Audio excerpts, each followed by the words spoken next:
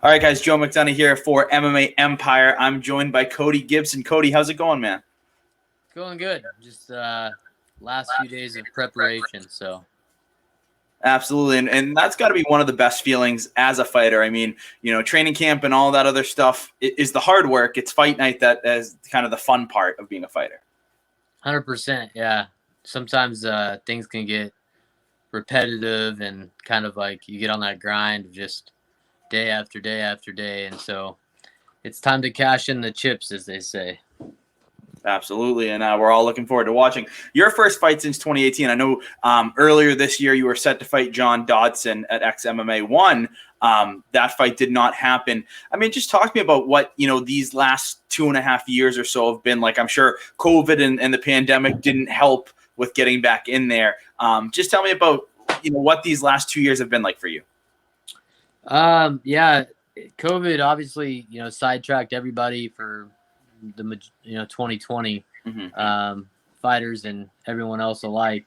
But 2019 was actually a rough year for me. I had 2 different fights that were tentatively scheduled, and I wasn't able to compete in because of injuries and surgeries. I had 2 surgeries in 2019.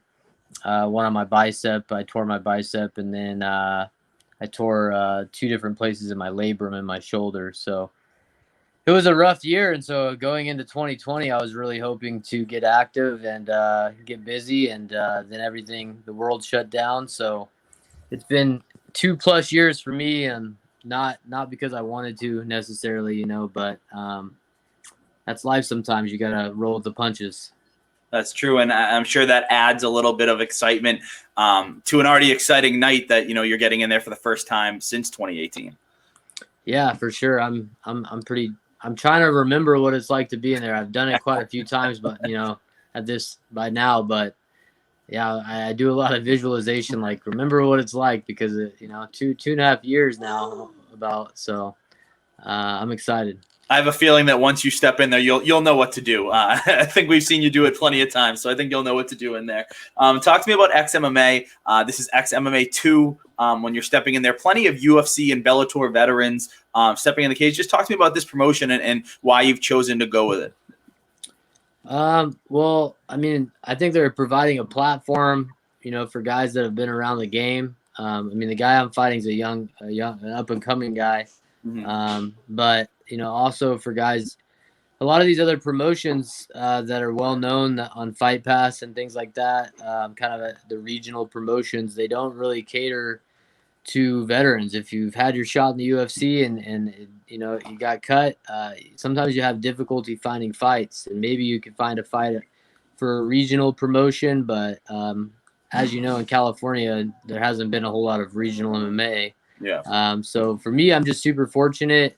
Super grateful to the promotion that they're putting on a big show, a live show in front of an audience, and yeah, I'm just grateful to them. And that was something I was going to ask. I always find it very interesting. When you've been to the big show, you've been to the UFC or a major promotion, and kind of go back to the regional scene. Just how hard is it to get a fight in a regional promotion? Because you look at it and you've got up and coming guys, like you said, you're fighting Louis, who's an up and coming prospect, and it's kind of a risk for him to take a fight against a UFC veteran when he could maybe take an easier fight. And that's a lot of times what regional fighters do. Yeah, but at the same time, I remember being 8-2 in that kind of stage of your career where I wanted to fight the UFC veterans because putting that notch in your belt, so to speak, does catch the attention of the Sean Shelbys of the world. And so on the flip side, I kind of remember being in that boat myself and wanting to fight the veterans. But yeah, you're right. If you go like the LFA route, it's primarily young guys that are 5-0, 6-0, 6-1, that kind of record. So it's definitely a risk for him, but I'm sure he's weighed his pros and cons, and he thinks it's going to be worth it. So yeah, and that was the other part of it, is that it's also a resume booster when you beat a UFC veteran, or a major Bellator one, or something like that. Another thing I want to talk to you about is you're still only 33 years old. I believe you're 4-1 since leaving the UFC. I mean, do you think that there's a path to get right back in there?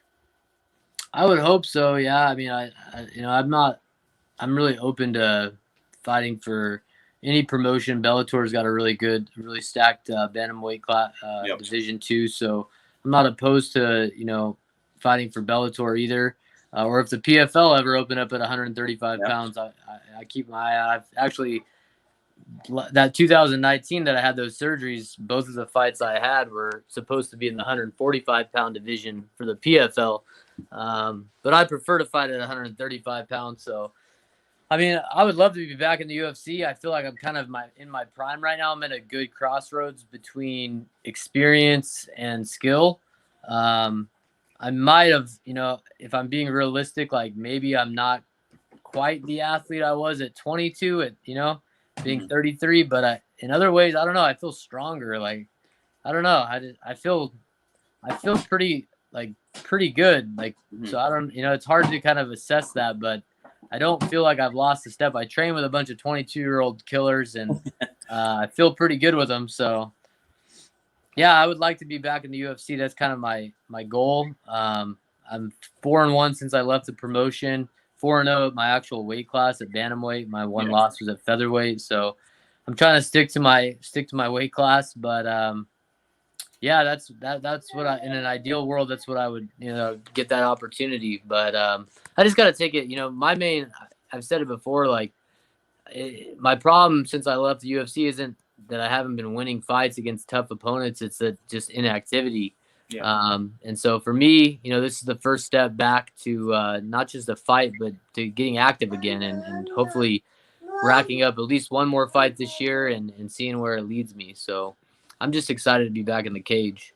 Absolutely, and we're excited to see you, and I'm sure that you're going to hope to have a very active summer and fall of 2021. And I love the idea. I have to say, I love the idea of adding you to that Bellator 135 division, because that division is full of killers, and adding you to that is just more excitement. I know we do have a special guest there. I heard your special guest. So, could we see who the special guest is?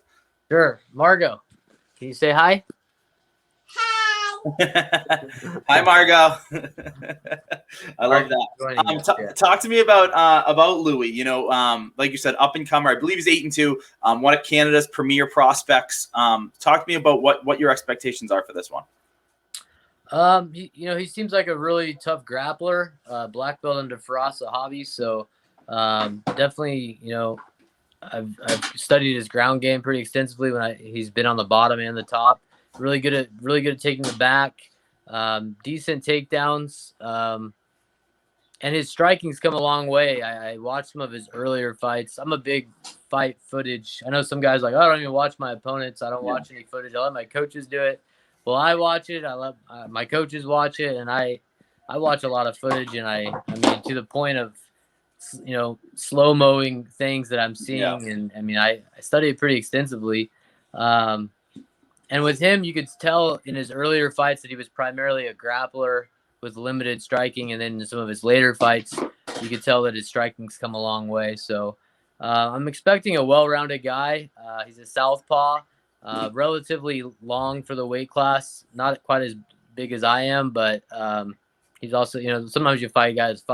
John Dodson was like 5'2", 5'3", so he's 5'7"-ish, I think. So he presents some challenges, but we were training for a southpaw, so didn't have to switch that up too much. And I fought southpaws quite a few times in my career, so I kind of know what the game plan is with that. But yeah, I mean, I just feel like I'm going to have the ability to dictate where the fight takes place. If I want it to be standing, I feel like I'm going to be the one who's going to be able to keep it standing and defend takedowns if he's trying to take me down. And vice versa, if I want to put him on his butt, I feel like I have the capability to do that as well. So just for me, just mixing it up is going to be the key. Mm-hmm. And last one for me here, Cody, is just say we have a spectacular win on July 30th. I know you said that you feel that inactivity has been the thing that's hurt you most. Is the best option for you to kind of wait and see if the UFC or Bellator or someone calls? Or is it kind of like your management says, hey, I've got a fight for you in 3 weeks. Let's do it. Would you like to get right back in there? Yeah, I mean, I'm not gonna wait around. I'm gonna stay ready for a short notice opportunity if one of those arises. Keeping my medicals up to date so that that's not a problem, and just staying ready. But if a fight presents itself, I'd love to jump back in there. I'm not if I can't beat guys on the smaller scene, like what's the point? Like I should be able to beat all these guys, and I believe I can. So for me, it's just whatever comes. I'm kind of open to anything, but the key is staying active and staying ready. All right, Cody, that's all I've got for you, man. Can't wait for the fight this Friday night. Hey, thanks for having me. I appreciate it.